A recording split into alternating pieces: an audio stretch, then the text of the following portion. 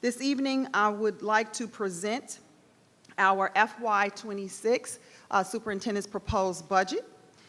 Mr. Chairman, Vice Chair Mr. Blake, Prince William County School Board, staff members, and our community, I present to you this evening the Superintendent's FY 2026 proposed budget and capital improvement program.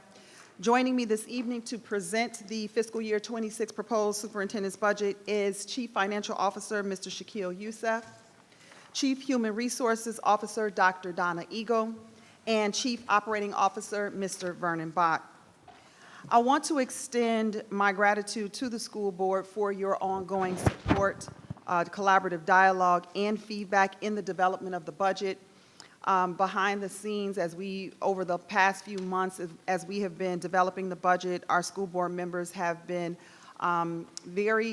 given us a lot of feedback, and their voice has been instrumental in ensuring that we are addressing key priorities within the budget. There's also an opportunity to make additions during markup where our board members give additional feedback after the presentation this evening. And so I do want to extend my gratitude for all of the hard work that you put in making sure that we have a budget that's not only fiscally responsible, but also one that is responsive to the needs of our school communities. All budget allocations are driven by the priorities set forth in our 2025 Launching Thriving Future strategic plan and support our continued improvement as a school system. Before we begin the public presentation, I also want to take the opportunity to share my appreciation for our budget team who's sitting here with us this evening.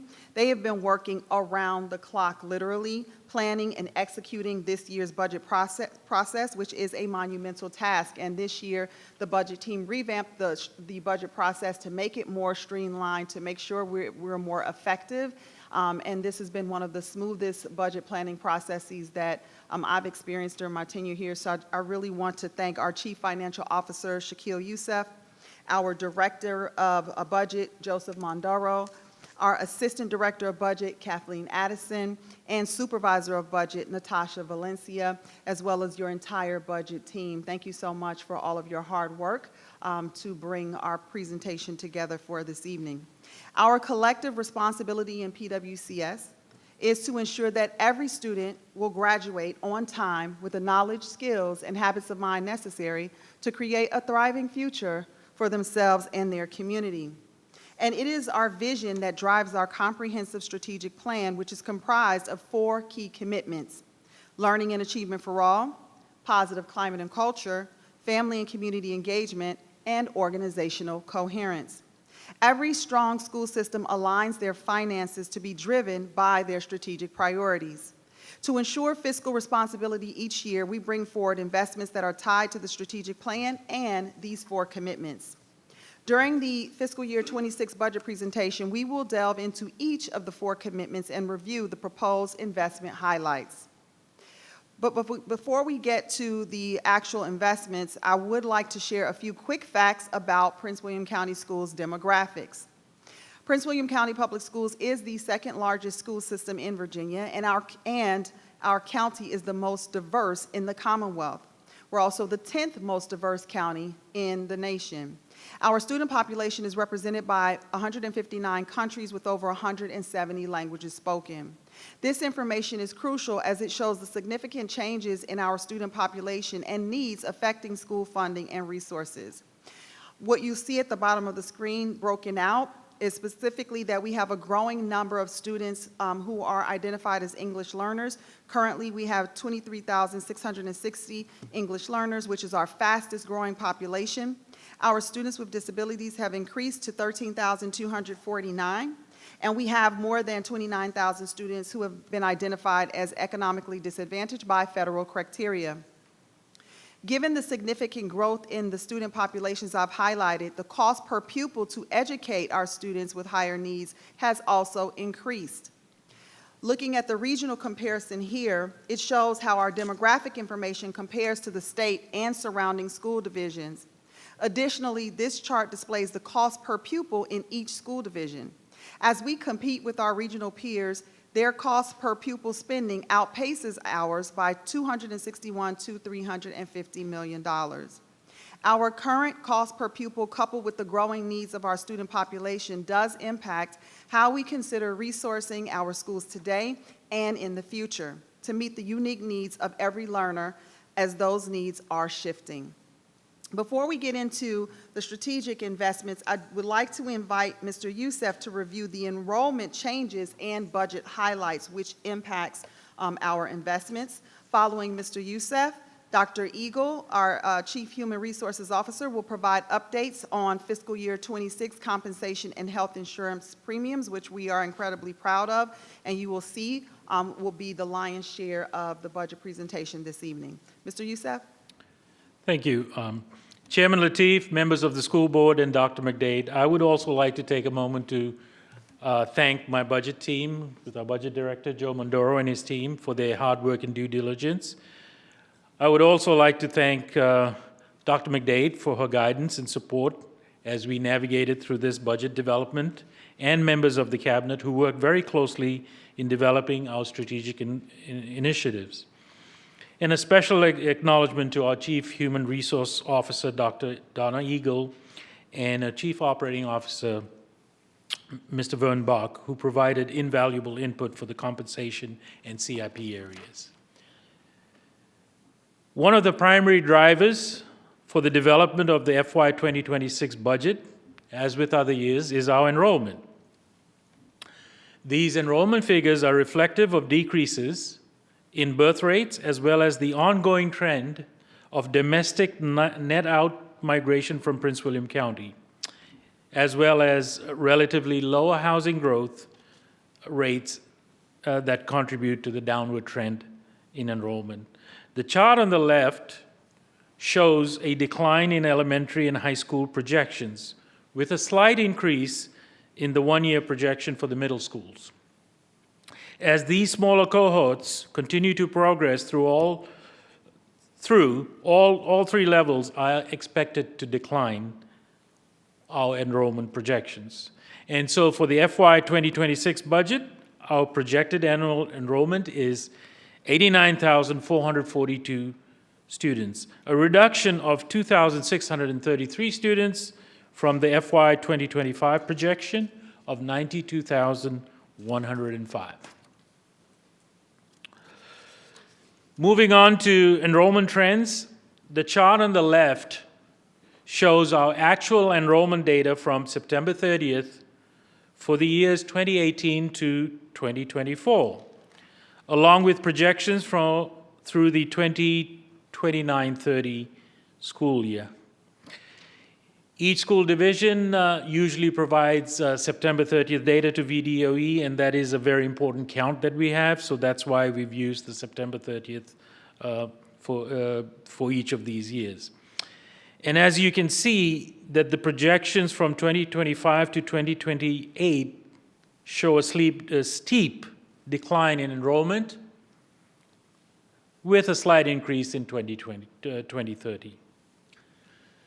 Now, on the right side, while the overall enrollment is declining, there's still increases in specific student membership categories, and these require additional funding. The chart on the right depicts a 5-year change in students with special needs, economically disadvantaged students, and English learners. Students with special needs increased by 11.3%, economically disadvantaged students by close to 15%, and English learners by 23.3%. Now let's discuss the overall budget for the operating and debt fund for FY 2026. The proposed total operating budget and debt budget amounts to $1.89 billion, reflecting an increase of $111.3 million from the approved FY 2025 budget of $1.78 billion. The next chart talks about our sources and uses of our funds and where the money comes from, where it goes. And if you look on the left, in terms of our sources of funding, almost 47% of our total funding comes from the county. 41% comes from state aid and another 7% from sales tax, totaling 48%. So the breakout between county and state is almost the same. 2.7 comes from federal funds. And then we round out with use of our beginning balance at 2.3 and other funds at 0.4%. In terms of uses of our fund, the majority of funds is for instruction, 78.5%, with remaining funds for central support at 9.3%, facilities management at 5.9%, transportation at 5%, and we do have some reserves in this budget at 1.3%. Mr. Youssef, Yes, quick question. So on this chart where it says federal aid 2.7, that's total, that's all aid, federal, all in. It only makes up 2.7% of the budget? correct. But in terms of a dollar amount, it totals almost $48 million. No, I understand that, but like, I think when I started, I mean, a few years ago, we were at like 10 to 15% federal aid. Well, remember in the last few years, we had the ESSA money and the ARPA money come in, so that may have bumped it up, but we can always come back and provide you with what happened in the prior No, years. but I mean, but clearly over the last few years, federal aid becomes a much smaller portion of our budget. Yes, sir. Okay.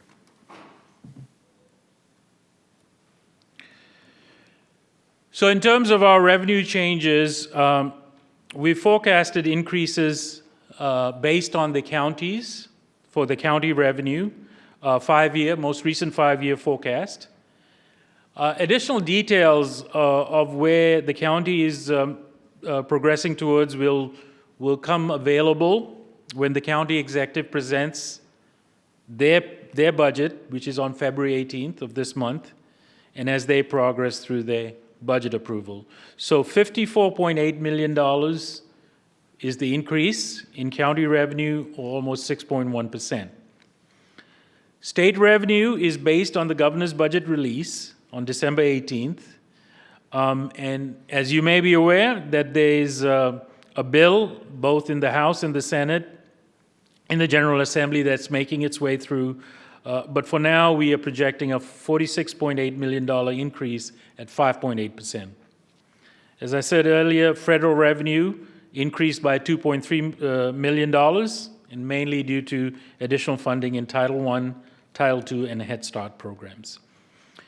In terms of other revenue, we have a $1.3 million increase, mainly from rebates from our purchasing card programs and our participation in purchasing consortiums.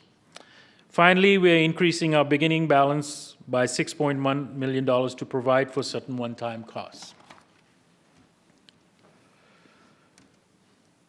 This chart or schedule shows a comparison of our FY 2025 and FY 2026 budgets. Revenues are reported by major line items, and the total available funds include the beginning balance, which amounts to $1.89 billion. And as you can see, the available funds are increasing by $111.3 million.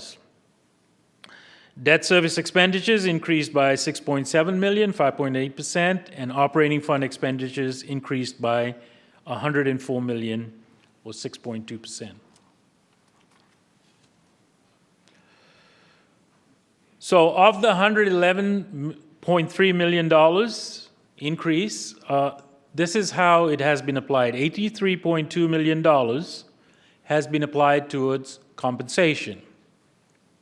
As we have experienced a reduction in enrollment, the effect of the change in enrollment results in a reduction of funding, net reduction of $11.8 million towards our per pupil. Another $46.7 million is towards strategic investments, and then the $6.8 million are some adjustments that we did to our budget, mainly removing one-time charges, et cetera, from the prior years. So I would like to request our Chief Human Resources Officer, Dr. Donna Eagle, to walk us through the compensation changes. Thank you, Mr. Youssef. Good evening, Dr. Lateef, members of the board, and Dr. McDade. This evening, I'll be providing an overview of our recommended improvements in our compensation and our changes to our benefit premiums. As you're aware, our strategic plan, Launching Thriving Futures, includes regionally competitive pay and benefits as one of our priorities. Over the last 3 budget cycles, we've been able to make significant investments in improving the compensation and our benefits, and are pleased that we can continue those investments to ensure regionally competitive pay. As an educational system, we're in the people business. And with over 85% of our budget dedicated to personnel, it's imperative that the compensation and benefits stay competitive to retain our outstanding staff in order to recruit talent to the division. Furthermore, our continued investments reflect our commitment to recognizing and rewarding the hard work, expertise, and passion that our staff bring to their roles each and every day. By investing in our educators, we are not only honoring their dedication, but also enhancing the overall quality of education and support to our students. Together, we're building thriving futures for our students and our community. Before I get started into the numbers, I would like to send out a thank you to Ms. Lisa Fry, our HR Special Projects rock star, and Dr. Bondi Shea Gibson-Learn, our new employee and labor relations supervisor, for all their hard work in preparing compensation models in support of the compensation discussions during the collective bargaining process, along with the rest of the bargaining team. So our proposal, is across the board. We kind of have the same goals, and we're in the same situation. It's inclusive of our teachers, our classified staff, and our administrators. What we have found through our salary surveys is that we need to improve our starting wages and our salaries. And we need to hold the line on our mid-scale positions, because as you all know, we've done some work in that area over the last few years. And we need to curtail the top of our scale from getting higher, as the tops of our scales are higher than the market. As a result, you'll see that our recommendations all involve rebuilt scales with higher percentage increases for staff placed on lower steps of the scales, and that we are curtailing the top of our scales by introducing longevity steps. First, I'll share our recommendations for our teacher group, which is all grade 12 staff, inclusive of those licensed by both the VDOE, such as our teachers and our counselors and librarians and so forth, and also those holding health licenses, such as our nurses, OT, PT, and so forth. For our teacher group, the budget includes an overall average salary increase of 6.8%. The actual increases vary from 3 to 11.5%, depending upon the lane and the step placement of the individual staff member. We increased the entry step for our teachers by over 9% in order to ensure we can compete for talent. So the entry pay for teachers will now rise from $57,340 for those with a bachelor's degree to this coming school year, it will be $62,562. That's an increase of over $5,000. For teachers with masters, those amounts are $6,000 higher. In addition, our new grade 12 pay scale has been decompressed, meaning that there's now a unique step that corresponds for each year of credited, verified teaching experience. Our published scale will have 30 steps, one for each year of credited experience. As stated earlier, the percentage increases vary, with those at the lower steps and those moving multiple steps as part of the decompression receiving the higher percentage increases. As you've seen in our salary studies, our compensation for teachers who have achieved the 30-year milestone is above market rates. Therefore, as I stated, we've introduced longevity steps for those teachers to ensure that they do receive the minimum 3%, which corresponds to the next step on the current pay scale. Longevity steps will drop from the published pay scale as the salary on the top step for a teacher in their 30th year of teaching meets or exceeds the longevity step.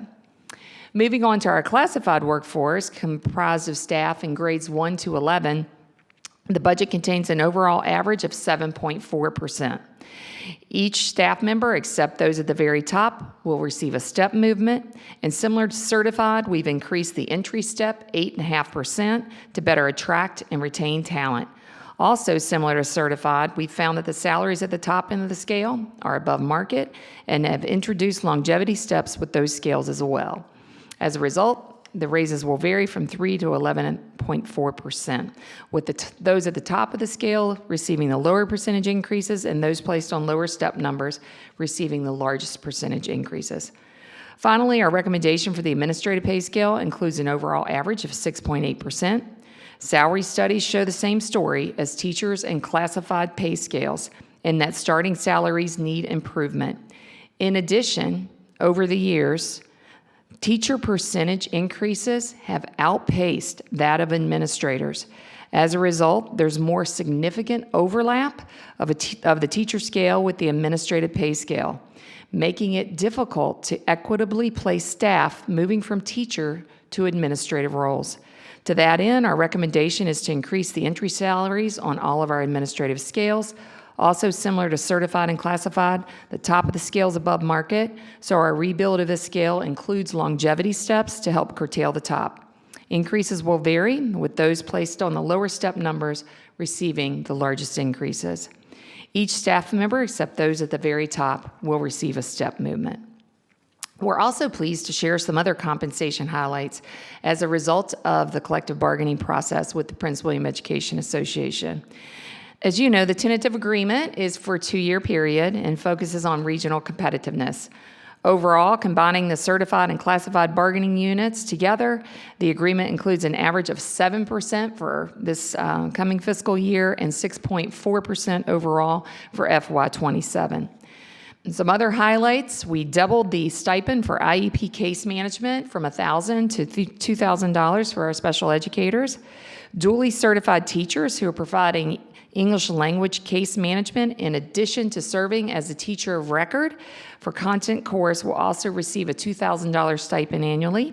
We added a $1,000 stipend for elementary strings teachers. We increased the amount of any supplement, which you all know we use for to compensate our staff for clubs and sports. Any supplement that was below market, according to the Gallagher Supplements study, bringing all supplements at least to the midpoint of the market. We also increased the number of some of our supplements to ensure adequate coverage. And finally, we increased the night shift differential, doubling it from 2.5 to 5%. In total, including administrators, this package represents an overall average increase of 6.9%. This next chart illustrates teacher pay progression from the start of Dr. McDade's tenure with PWCS in FY22 to our proposed recommendations for FY26. And this is for teachers in what we call the benchmark years, which are teachers at 5, 10, 15, 20 years, and so forth. To orient you, the top chart provides salaries for our teachers with bachelor's degrees, and the bottom chart includes salaries for teachers with master's degrees. If you focus on the FY26 column, which is bumped out, you'll start at the top of the chart, the first row. The FY26 shows the recommended salary for a teacher who will have completed 5 years of teaching as of this June 30th, 2025, and that salary will be $69,584. On that same row, you'll see the annual salary history for that staff member. In the first column, along the top, you'll see the salary of that staff member was earning in the 21-22 school year when they had 1 year of teaching experience, which was $52,292. Moving right from that cell, you'll see their salary progress as their years of experience increase. Currently, in this school year, they're earning $65,289, as you'll see in the FY25 column. With the budgeted recommended salary, the difference in total compensation over the 4 budget years for this particular teacher is $17,292, which is a 33.1% difference between FY22 and FY26. As you move down the rows, you'll see the same data for a teacher that will be completing their 10th, 15th, and 20th year of teaching this June. The bottom chart contains the same data for a teacher with a master's degree. As you'll note, teachers completing their 15th year of teaching this June have realized the largest increases on this chart. This is a result of the decompression of the pay scale and also the prior year investments that were made to increase pay for our mid-career teachers, which was an area of the scale where we were the least competitive. Overall, teachers in these benchmark years will realize total increases from 24.4 to 42.1% over these 4 budget cycles. And while cost of living is certainly a factor that has impacted the real value of wages, we have definitely gained ground since FY22 in ensuring regionally competitive pay. That said, we're going to need to continue to prioritize compensation and closely monitor market competitiveness to ensure we can retain and attract an outstanding workforce. Finally, I'll be providing a summary of our healthcare premiums, but before I go too far, I will remind the board that we do offer our staff a very rich healthcare benefit. The benefits team routinely surveys other school divisions in our surveys regarding their benefits, and we have found that we are the only school division in the region whose plans do not include deductibles. Over the years, many of our peers have made plan design changes, including addition of deductibles as a cost control measure, and also to bring awareness to covered members of the actual cost of services in the hopes of influencing the healthcare consumer's behavior in choosing care with cost as a consideration. Currently, none of our plans contain deductibles, but we continue to consider plan design changes. On this slide, you'll see our history of premiums and increases, along with our recommendation for FY26 for our 4 plan options. The first 3 plans, it's Enhanced, Core, and the HMO plan, are self-insured plans, which give us more flexibility in setting premiums. The plan at the bottom, the Kaiser plan, is a fully insured HMO plan, and therefore premiums are provided by Kaiser. The premium paid depends on the plan and the tier, whether or not you're employee, employee plus children, employee plus spouse, or employee plus family. Each of the columns indicates the total monthly premium for the respective plan and tier, starting with the 22-23 school year, so we're looking at the same 4 budget years in the first column and advancing each year to the final column, which has our recommended premium increases for the 25-26 school year. The numbers provided are monthly increases, but in practice, this amount is actually divided in half and deducted evenly from the 2 paychecks each month. If you orient your eye to the 24-25 column, which is represented by our current employee health insurance premiums, on the top row, you'll see the Enhanced plan, our highest level of benefits. It's our plan with the highest benefits and the highest premiums. The premium for employee-only coverage is $132.42 a month. We're recommending a 5% premium increase, so for this plan and tier, the premium would increase $6.62 from its current amount of $132.42, bringing it to a total of $139.04 a month. Annualized, this is an additional $79.44 a year. Next, if you just look at the bottom plan, the Kaiser plan, this is our plan with the lowest premiums and the highest level of health care management. We're recommending a 5% increase there as well. So for the employee-only tier, the premium would increase $1.52 per month, and annualized, this is a total of $18.24 a year. As you'll review the chart, you'll see the recommendations for all plans are for a 5% increase on the premium, not to be confused with a 5% increase based on a staff member's salary. The dollar amount increases per month on the plans range from $1.52 a month for the employee-only Kaiser plan to $42.80 a month for the family tier of the Enhanced plan, our richest plan.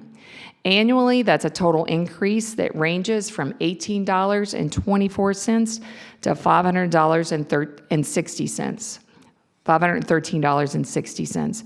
And to offer some perspective, the average teacher raise in the budget is just over $5,700. The The final slide illustrates the cumulative employee increases for our health insurance plans since the 1920 school year. For each plan, the cumulative increase is provided by tier level, which are the colored bars. The cumulative dollar amount increases in total since FY22 to FY26 are shown above each bar by month and pay period. In addition, the cumulative increase is listed under each plan type. For instance, the enhanced plan premiums have increased by a total of $14.23 per month for the employee-only tier since the 1920 school year. And for the family tier, the total increase in premium per month in those 6 years is $91.95. The Kaiser plan was initially introduced at extremely low rates as they entered the market. Since its introduction, rate increases have exceeded that of other plans, so you will see more significant cumulative percentage increases with this plan, although in terms of the actual dollar amount, it's still the least expensive plan for our staff. So what's illustrated shows that we have increased the premiums on our self-insured plans by only 13% in total over the past 6 years. However, our health insurance costs have increased by more than 13% since 1920. To ensure competitive benefits, the division has subsidized the premiums to keep premium increases low.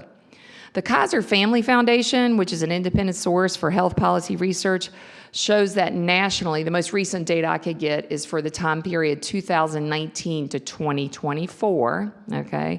Employee premiums during that time period nationally, according to the Kaiser Foundation, increased 23%. During that same 5-year time period, at PWCS only increased premiums by 8% as compared to the 23% nationally. It will be important for us to monitor our health insurance expenditures moving forward and continue to study the plan design for possible changes that might help curb escalating cost while still ensuring comprehensive benefits that meet the needs of our workforce and also keep us competitive. So before turning the presentation over to Dr. McDade, I would like to take a moment and just thank the board for your continued investments in our workforce. I really appreciate the support in prioritizing the areas of most need to ensure regionally competitive pay and benefits. Dr. Eagle, can you provide, the slides don't reflect the stats you just read about how we compare nationally on these premium increases. Can you get that information to the board and maybe put a slide together of how we, so the public can see it too? You ran through those numbers. Those are really good numbers. I think it's important for everyone to know the kind of work you all have done on our self-insured plan that the division is working on over the years. This has been a great tool and an asset, this work has been to allow us to provide our employees with really affordable health care options. And I think it's a great, and it's instructive on being able to also free up money for us to do the other things we need to do in the core business operations. Yes, I will. So that would be great. Thank you. Any other questions for Dr. Eagle? We're gonna go to the Okay, end. yeah, Dr. McDade, go ahead. Thank you very much, Mr. Chairman. So as we continue through the proposed budget, we'll now move into the strategic investments. As you have seen, most of the proposed budget is dedicated to our compensation plan, and there is an additional $46.7 million designated to fund strategic investments that are aligned to our 4 key commitments. Our largest investment is in the area of learning and achievement for all, where we've budgeted $28.9 million in new investments. What you see outlined here tonight represents the highlights of some of the biggest ticket items in the budget for learning and achievement for all. First, we plan to hire 50 additional special education teacher assistants to provide individualized support for students with disabilities. Keep in mind that although our student population is projected to decrease overall, our students with special needs continues to grow. As such, we've seen an increase in our Level 2 programming. Over 3 years, we have added 300 full-time special education teaching assistant positions and 20 English learner teaching assistants. This newest investment of 50 additional special education TAs is to address those classrooms which may not have gotten the investment last year, as well as new programming based on increased special education programming demands. We aim to improve English learner student-teacher ratios to meet state requirements. As you'll recall, last year the state did reduce the ratio, for the student-teacher ratio for English learners to provide more focused instruction. And so you'll see the breakout here. The previous state requirement was a 1:37 ratio. The EL teacher-to-student ratio per the state's requirements are now for level 1 students 1:20, level 2 students 1:30, level 3 students 1:40, level 4 1:50, and level 5 1:100. Whereas before, the ratio was not based on the student's level, but just a general flat 1:37. This new state requirement, we believe, will be extremely beneficial in prioritizing the needs of our students, particularly our level 1 and level 2 students.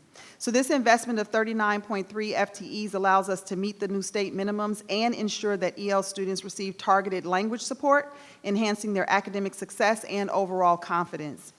We plan to hire 15 additional behavior specialists to support positive student behaviors, intervention strategies, and classroom management.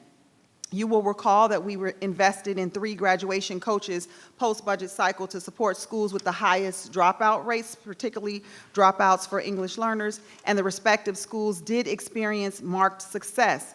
And so we are adding an additional 5 that'll bring our total to 8 graduation coaches to provide direct mentorship and guidance to students at risk of not graduating. These professionals will help students stay on track, navigate challenges, and achieve post-secondary success. We have also budgeted for 5 additional school psychologists to expand access to mental health services, helping students navigate emotional and behavioral challenges.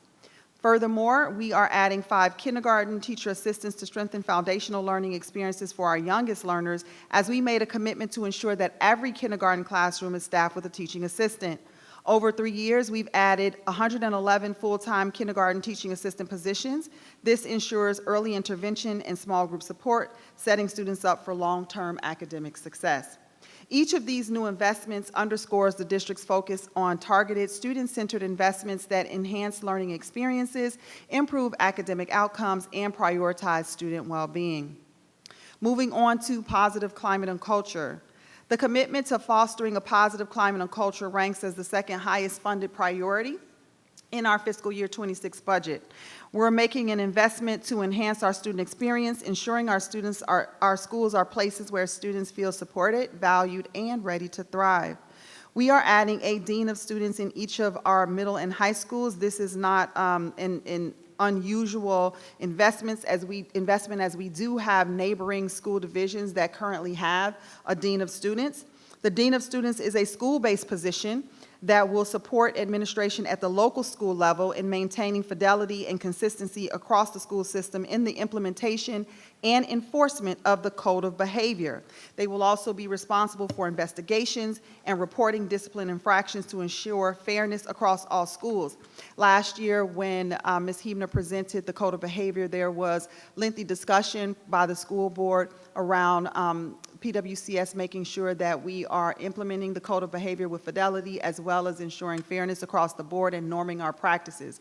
And we've been doing a lot of work around that, including audits and training. And through that, we've found areas of improvement that are needed. And we believe that this investment will help shore up the practices that are happening across schools, because what we're seeing is that administration is stretched thin and there are multiple people handling infractions, which is where you get the inconsistency. So that's where the addition of this position came from. We're also planning to make additional investments in the PWCS VCU Apprentice Program, where we are developing future teachers, giving them hands-on experience while addressing the national teaching shortages. Additionally, we are adding 3 social workers and security assistants and investing in training for classified staff and alternative pathways for teacher licensure.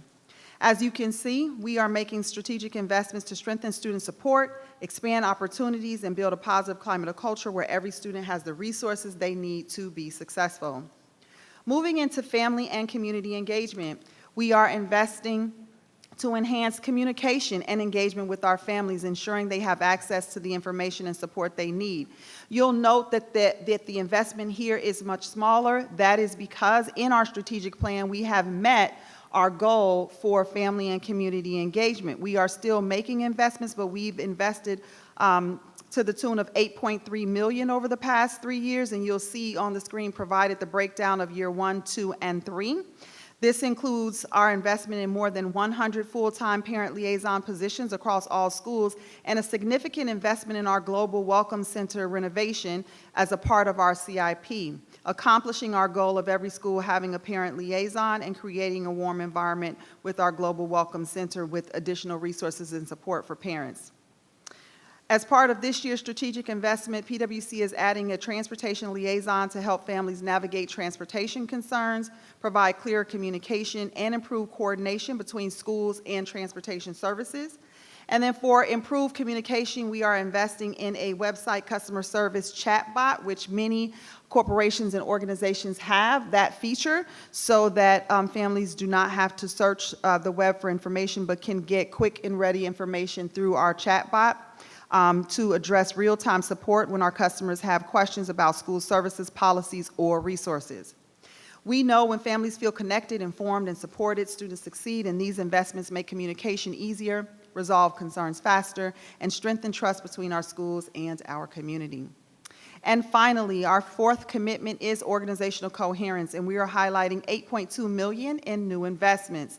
It is important to note that included in organizational coherence are the proposed compensation investments that Dr. Eagle reviewed earlier in tonight's presentation, because these adjustments are crucial for attracting and retaining high-quality educators and ensuring the overall effectiveness and efficiency of our school system. And if you review our strategic plan in organizational coherence, we specifically set a goal and commitment for competitive wages and benefits. And so that commitment that we are making on the $83 million in compensation speaks directly to the priority in organizational coherence. The substantive investments that we've made over the last 4 budget years to increase competitiveness in the job market include, but not limited to, we've boosted entry pay by 21.6%. We've increased mid-career teacher pay by 40.4%. We've adjusted salary scale to match each year of experience. We've equalized step progression, giving equitable raises for teachers with 1 to 5 years and veterans. We've raised salary cap from 17 to 26 years for the 25-26 school year to attract experienced teachers.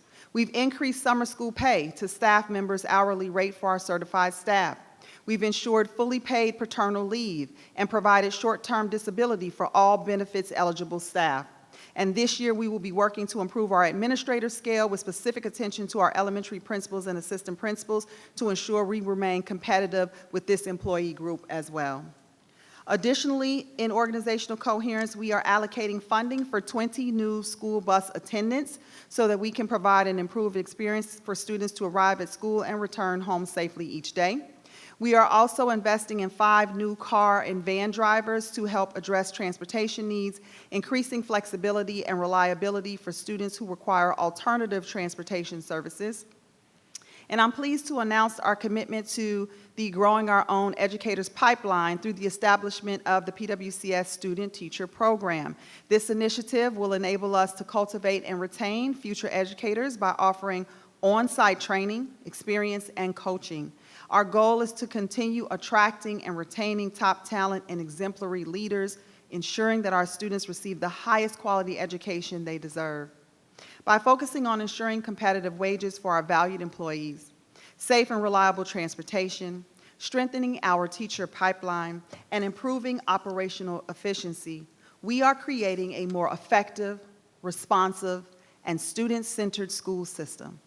At this time, I would like to invite Mr. Youssef back to the podium to provide a summary of all changes to the SY26 budget.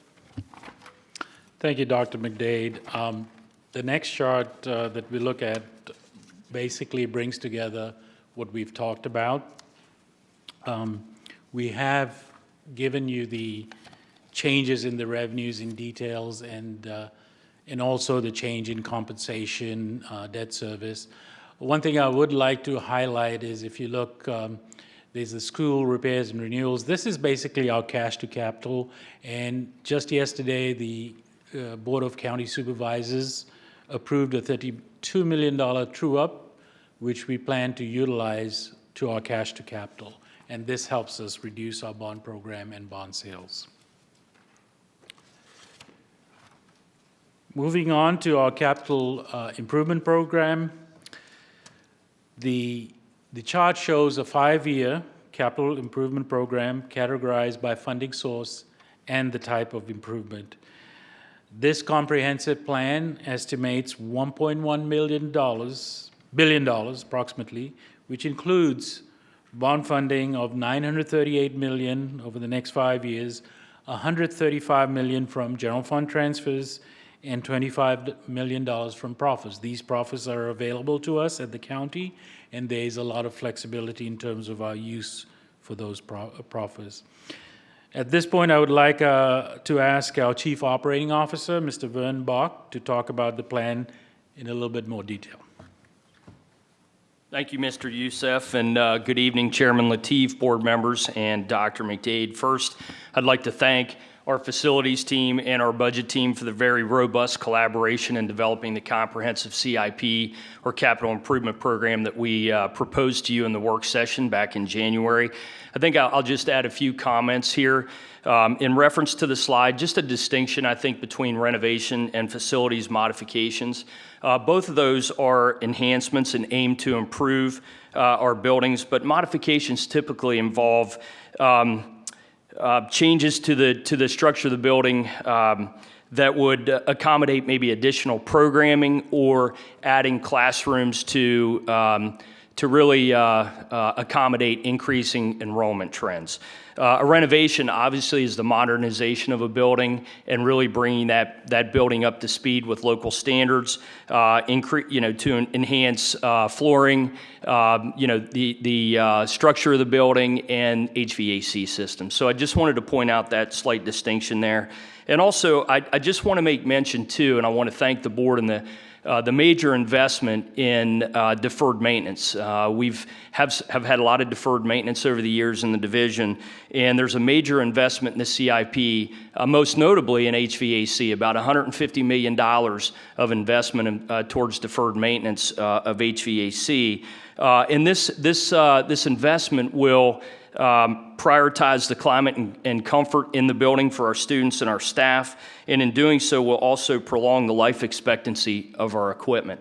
And finally, I'd just like to thank the board for your continued investment in our facilities and providing some of the most state-of-the-art and best school facilities for our students and staff. So thank you. And just to round out the discussion on CIP,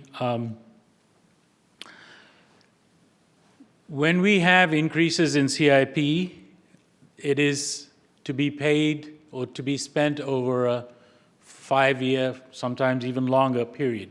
So these are multi-year projects, and we do have increased carryovers from year to year. In 2024, we had a $500 million budget. That was an appropriation. Authority to spend. We deferred the 14th high school. And therefore, we had a significantly large unencumbered balance. As these projects come on board, they'll be utilized, and the requirement to ask for unencumbered balance carryover is going to be reduced. Projected debt sales in the next few years, bond sales will rise, then drop significantly in FY 2030 as we ramp up, again, our major construction, renovation, and maintenance, and the investments we have in HVAC. We will need to obviously sell more bonds to pay for this. So we anticipate this to be an increase in the next few years before we start reducing our bond sales. Finally, the fiscal year 2026 budget timeline. We're presenting the proposed budget and CIP today. There is a public meeting on February 10th. Then on February 18th, the county executive will present the Prince William County Prince William County budget to the BWCS. And then on February 19th, we have a public hearing. In March, we have our March 12th budget work session and markup. March 19 being the date scheduled for school board approval of the budget and CIP. The budget is then presented to the BOCS on April 1st, and we anticipate by April 22, the BOCS will approve the budget. And again, I would like to thank the school board for all the support in terms of funding, and I will turn over the discussion to Dr. McDade. Thank you, Mr. Youssef. This comprehensive review of the proposed fiscal year 26 budget really underscores our unwavering commitment to investing in the future of our students, staff, and community. By aligning our financial resources with our strategic priorities, we are ensuring that every student thrives in an inclusive, supportive, and academically challenging environment. We value the input and collaboration from all stakeholders, specifically our school board members, who have been an integral part of budget development. As we move forward, we remain dedicated to transparency, fiscal responsibility, and continuous improvement. Together, we will create a thriving future for Prince William County Schools.